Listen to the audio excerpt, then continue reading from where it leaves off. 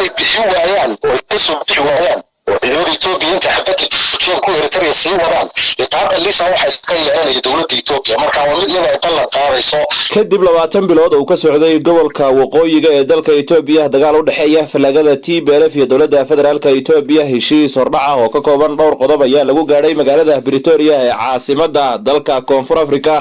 taasoo ay kala sixideen afayeenka TPLF Getachew Reda aana la taliyaha madaxweynaha gobolka Tigreega Debretsion Gebremichael iyo wasiirka dowladda arrimaha amniga iyo siyaasadda dalka Itoobiya Ridwan Hussein qodobada heshiiskaasi ayaa dhigaya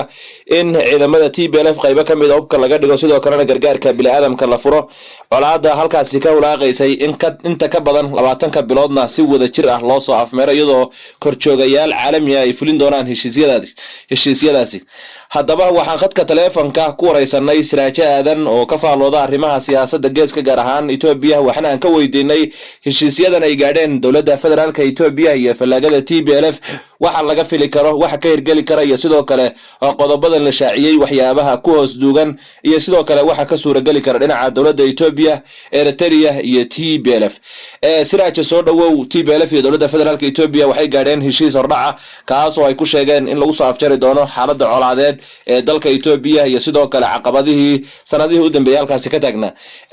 bal aan ku bilownay maxay heshiiskan meeqa qodob ayuu ka koobnaa qodobada uu ka kooban yahay maxay dhigahayaan maxaase isleedahay qodobadani hordhac way u noqon karaan in colaadii iyo sidoo kale xabadii dhacaysa ka taagna waqooyiga Itoobiya la soo afjaro aad baan mahadsan tahay horta guud ahaan heshiisku in la heshiiyo ولسيادة الله وحمو dhinac walba guul bay u tahay oo garanaysaa dagaalka sokeeyo guul ma laha waa wadan dhexdii dhibaato ka dhacay marka arintani waxay guul u noqonaysaa marka ugu horeysa horta shacweynaha Itoobiya in dagaalka la joojiyo iyo dhimashadii iyo khasaarihii in la joojiyo si guud ba waxtar bay u leedahay marka guud ahaan waxa lagu heshiiyey dhinac marka loo eego afar qodob marka la kala deegaana waxa lagu heshiiyey 12 qodob haddii aan dul marmarno qodobada ugu muhiimsan si guudba ay ku heshiiyeen oo 12 qodobka ugu horeeya ama Soomaaliha wuxuu noqonayaa in la joojiyo cadaawadda qodobka labaad xabad in la sameeyo qodobka saddexaad in la iska dhaafo wixii maaragtay cadaawadii iyo dhibkii waqtigii la soo dhaafay oo loo jeedsado nidaam madqaarnaa sokeeyanimo iyo iskaashi qodobka afraad wuxuu noqonayaa in hubka dhigid la sameeyo iyo marka qaarkood demobilization wax la yiraahdo Soomaaliga si toos uguma garan karno laakiin waa marka ciidan ama guul ay keeneen daraadeed ama heshiis oo looga maarmay darteed marka dib loo habaynayo ayaa iyadana la yiraahdaa demobilization waa laba eero isku lifaaqan qodobka shanaad in la sameeyo gargaarka aadamaha inuu mataqaanaa noqdo mid furan qodobka lixaad in dastuurka la taliyo lagu dhaqmo qodobka toddobaad in la joojiyo waxyaabaha propagandada iyo hawada la soo marinaya dhanka meediyaha qodobka sideedaad waa restoration of basic service macnaha adeegga asaasiga ah in dib loo dhiso oo dib loo habeeyo qodobada kale 9 ilaa 12 waa iska maaragtay mahadcelin labada dhinacba u mahad celinayaan dadkii dhexdhexaadinayay wadankii martigeliyay shacweynaha Itoobiya ee guubaabiyay ururada siyaasadda ha noqdaan arrimaha bulshada ururada rayidka ee guubaabinaya had iyo jeerba in wada hadal la galo ee la dagaalka ay joojiyaan qodobka 12 waa mid policy guud oo Itoobiya maadaama dagaalkani uu saameeyay xagga siyaasadda waa baaq ay u dirayaan wadamada saaxiibada Itoobiya la in Itoobiya dib u dhisaan iyo xiriirkii ay dib u bilaabaan guud ahaan marka waa 12 qodob oo sida u faahfaahsan marka dhinaca la eegana afar qodob bay isku hoos imanayaan oo kan xabad joojinta dhinaca gargaarka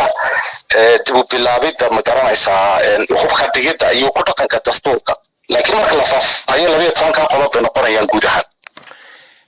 Siraajow sidaad ka shaqaysay ama kamid ah qodobada lagu heshiiyay ee TPLF iyo dowladda federaalka Itoobiya ay ku heshiiyeen waxa kamid ah qodob dhigayo in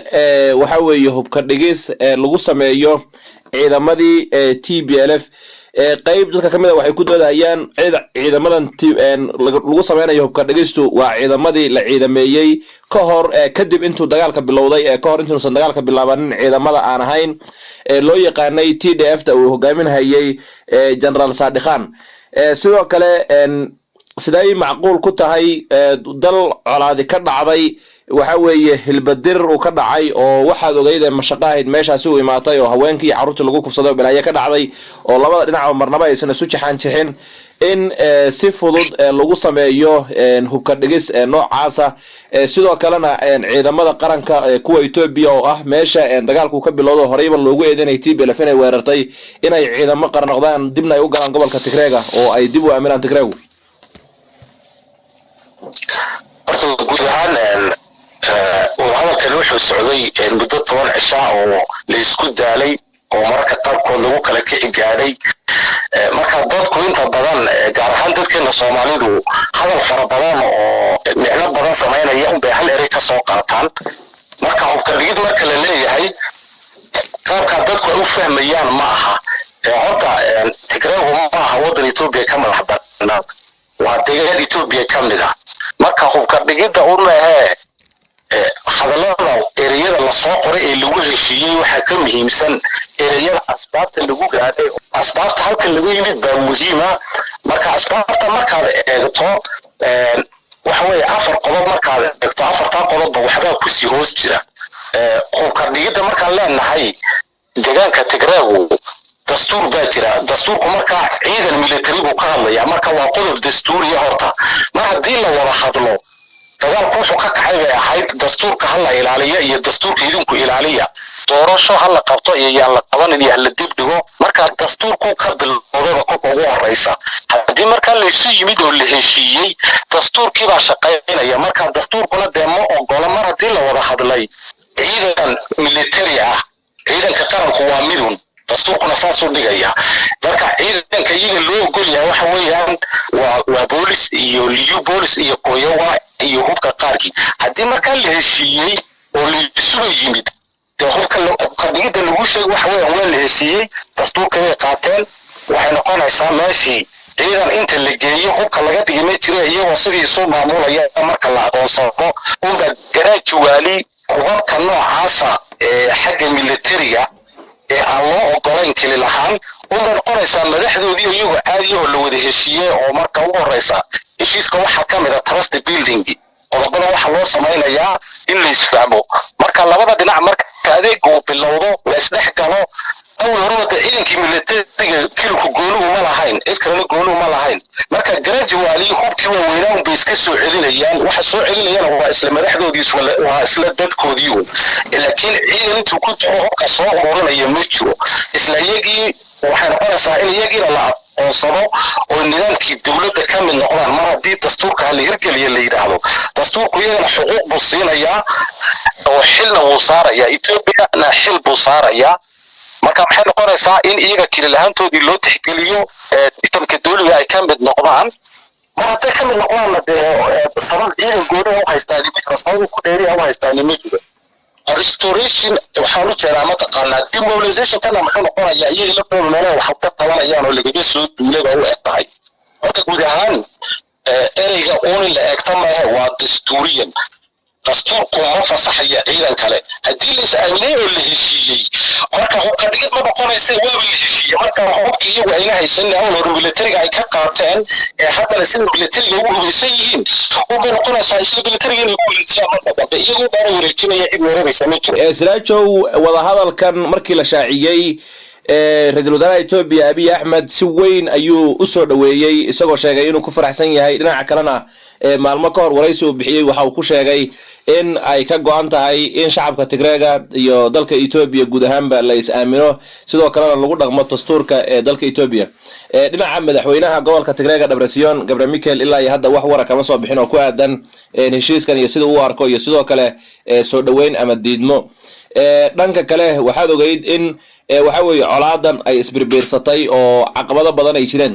marka heshiiskan dhaqangalkiisa maxaa laga fili karaa والله مid dhaqangalkiisa qaabka wax u socda marka la eego horta heshiis labada dhinacba way u baahan yihiin Ethiopia heshiis waa u baahan tahay oo hadalka Ethiopia waxa uu aqbalaysaa waa xiriirkii caalamiga ahaa dhaqaaliga oo burburay iyo in deeq hesho qodobadaas marka Ethiopia culays bay ku hayaan nimanka kalena way daaleen oo muddo dagaalamayeen oo kala taysnaayeen hadda marka heshiiska hirgelintiisu waa tan u baahan qodobada faahfaahinta loo sameeyay marka heshiiskan inuu hirgalo waxay ku xidhan tahay labada dhinacba sida ay uga go'naato daacadna ay ugu noqdaan waxa ay saxeexeen haddii ay noqoto xayda jecel beerka jeceli heshiiska marka labada dhinacba wuxuu ku riixi karaa Ethiopia dawladuna waxyaabo faragelin laba ku samayn kartaa iyaguna waxyaabo ay ka boodaan marka hirgelintiisu waa tan u baahan in la arko oo laga fiirsado laakiin dhawaaq hore uu fiican yahay hirgelintu marka waxay ku xidhnaanaysaa sida Ethiopia u go'naato iyo guddiga wax isugu keentayna qaabka ay hawshii u sii joogteeyaan iyaguna waxay yeelanayaan door marka waxa la arki karaa bal qaabka u bilowdo marka Ethiopia waxay u soo dhaweynaysaa Ethiopia dhaqaale u baahan tahay deyn baa kaga xiran dagaalka joojiya leeyahay caalamkii oo dhan bay isku wada dhaceen marka soo dhaweyn waa sida kuwana way daaleen ana waxay la tahay kiloodii baa jooga oo heshiiska wax ka saxeexay طبعا qodobada qaabka loo wajahayo hadhow dib wax la saxeexay maaha laakiin implementation markay noqoto waa laga yaabaa qodobada inay isticmaalo qodobkaas kalsoonida meesha u baahan marka kalsoonida qodobka ugu muhiimsan waxa weeyaan kalsoonidiisa loo dhisi karaa ee la isu dhex mari karaa Ethiopia adeeg markay sii dayso tele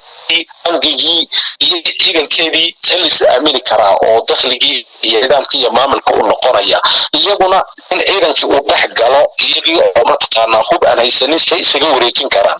maamulkii qaabka ugu mid noqon karaan qaabkii aamini karaa bay ku xidhnaan doontaa qaabka la aamini waxay ku xidhnaan doontaa qaabka Ethiopia qodobada ay uga soo baxdo iyagana loo siiyo trust building oo in la yiraahdo dastuurkii waka idinka ismaamulo marka faragelinta qodobada dhinaca qaabka ay u muuqato haday qodobo waxa jira fara badan oo halkan ku soo lifaaqmaya oo geed socodku uu xeerinayo hadda dhageysanaysa qofka ay muhiim ku hadlay South Africa wakiilkii waxaa kan nabad حتى halkan ka socdo ee ka dhacay maanta la saxeexayo sagan kartaa ma jirto ayaka sokayuuna guul ma laha sidoo kale oo saanta laftiisu uu hadlo wuxuu yiri cid guuleysatay cid guuldareysatay midna ma jiro waxa kale oo isaguna halka hadal ka jeediyay madaxweynihii hore ee Kenya Uhuru Kenyatta marka su'aalo la weydiiyay wuxuu uga jawaabay waxyaabo fara badan halkan ku dhex jira marka waxa qarsoon ee kale 10 cisho meesha loo fadhiyay ayaa tii doona heshiiskan inuu hirgalo qodobada hadda lagu heshiiyay ma si usla laakiin qodobada ku sii lifaaqan qaabka hirgaanba ku xidhnaan doonta marka labada dhinac u baahan yihiin waxaynu arkaynaa marka labada dhinac la sii ugu hirgasho awood soo saaraysan mid jira labada dhinac isticmaalayay la rabaa inay tanaasulaad sameeyaan qolo walba kuna tarkii loo fasaxo adeegii loo fasaxo oo sababta dawladda ay qarabka ay keenaan waana qasab marka iyaguna dawladda ka mid noqdaan haddii dawladda ay ka mid noqdaan marka maamul jireen ka shaqeyn doona marka dastuur xasaraya dil la yiraahdo dastuurka labada dhinac waajibaad ku saarayo cid kulli xataa qolka aynu arki doonaa laakiin qolka ka warsigi doonaa qaabka ay hawshu u fusho waa la saxeexay laakiin implementation kaynu eegaynaa iyo beesha caalamka ee dadkan Okay, Sirajow sadogtahay dagaalkan waxa qayb ka ahaa ciidamada militariga dalka Eritrea ee diyaaradaha helicopterka miiga iyo sidoo kale agabyada kala duwan ee dalkaasi Eritrea TPLF in badan ayay ku eedeysay in ciidamada Eritreanku dhac iyo boob ay ka geysteen gudaha gobolka Tigreega sidoo kale waxay ku eedeysay in ay ku sugan yihiin goobo fara badan oo kamid ah dalka Ethiopia iyadoo heshiiskan qodobada ugu muhiimsan ay kamid ahaayeen in la ilaaliyo madax banaanida iyo qarnimada dalka Ethiopia taasoo macnaheedu yahay in ay ka baxaan gamcasho shisheeye oo kasta oo ku jiro gudaha dalka Ethiopia ciidamada Eritreanka ee soo galay gudaha dalka Ethiopia sidee looga saari doonaa sidee heshiiskani uu u saameyn doonaa mase laga yaabaa in fulinteeda ay ku adkaato dhinaca xukuumadda Ra'iisul Wasaare Abiy Ahmed kasabto waxa weeyaan oo dowladda Ethiopia dadka mediatorka oo labada dhinac wax isu soo jiidaya labada dhinac waxa ay ka ilaalinayaan baajkeeya marka Eritrea waa dowlad kale xaqna uma aha gudaha inay gasho waa fargelin kare marka in heshiiska ay ka mid noqdaan iyo waxyaabaha lagu dhawaaqayo waxa weeyaan marka la leeyahay xilitaankii dowladda Ethiopia ee ku noqon wadan kale inuu ka baxo samrayadii wadankii kale heshiiska qayb kama aha marka taasi waa assignmentiga dowladda Ethiopia ay sida hoosta u qaadanayso markii horena iyada u yeedhay oo u idantay ka dhigantahay marka haddana waxyaabaha meesha ku lifaaqan ee dowladda Ethiopia laga rabo heshiisyadan diinti marka u noqon doonay ku jirtaa heshiiska ku hoos lifaaqan laakiin aan afka laga sheegaynin waxa sayo Eritrea ka baxdo laba dowladda Ethiopia dhexdeedii beeshiis kala galaysa marka wadan kale ka baxa lama oranayo qayb ka ahayn waa arka ku jirta markay dowladdu ballan qaaday in xabadii la joojiyo ninkii kana bixiya marka cidii laga bixin doonto marka ay bixin waayaan oo ka soo bixi waayaan dowladda Ethiopia inta xabadii ku Eritrea sii wadaan taaba liisa waxa iska yeelanaya dowladda Ethiopia marka waa mid inay ballan qaadayso sababta meesha loogu muujin waayo baa jirta marka aniga sidee tahay Siraajo aad baad u mahadsantahay waan kaaga mahadcelinaynaa waqtigaada qaaliga ah ee fursadda noo siisay daawadayaal wadahadallada u dhaxeeya dowladda Ethiopia iyo sidoo kale heshiisyada ay gaadheen TPLF iyo xukuumadda Ra'iisul Wasaare Abiy Ahmed qodobada ee lagu heshiiyay si ay ku hirgalaan iyo sidoo kale waxyaabaha ku hoos qarsoon ciidamada dalka Eritrea qoomiyadda Amxaarada oo Tigreega isku hayeen colaada ugu badan sidoo kalena ay kala haysteen dhul iyo sidoo kale waxa laga fili karo dhinaca TPLF waxaan idinku soo gudbin doonaa warbixinadeena dambe annagoo ku falanqayn doono waraysiyo iyo sidoo kale warbixino toos ah dhinaca kalena faaqidaad ku samayn doona xaaladda guud ee dalka Ethiopia inta ayaan ku soo gabagabeynaynaa waraysigii aan la yeelanay Siraajo Aadan oo ka falanqooda arrimaha siyaasadda gaar ahaan kuwa geeska siiba Ethiopia Siraajo aad baan kaaga mahadcelinaynaa waqtigaada qaaliga nasiis